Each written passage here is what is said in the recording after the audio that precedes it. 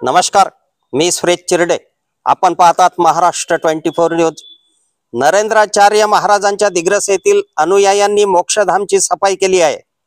आज दिनांक 5 ऑक्टोबर रोजी नरेंद्राचार्यजी महाराज यांचे दिग्रस येथील अनुयायांनी मोक्षधाम येथील सफाई केली. सामाजिक उपक्रमाचा भाग म्हणून मोक्षधामची सफाई करण्यात आल्याचे यावेळी सांगण्यात आले.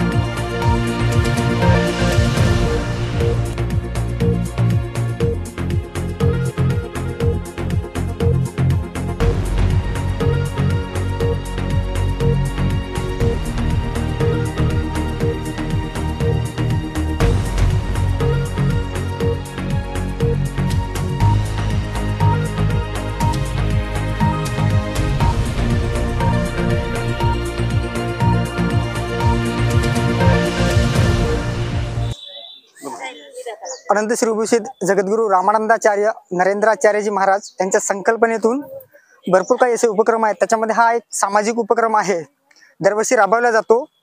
तर आम्हाला अजबे सरांनी कॉल केला आणि त्यांनी सांगितलं की तुम्ही एक सेवा द्या म्हणून. तर आमचा दरवर्षी उपक्रम असतो स्वच्छता अभियान, त्यामधला हा एक उपक्रम आहे.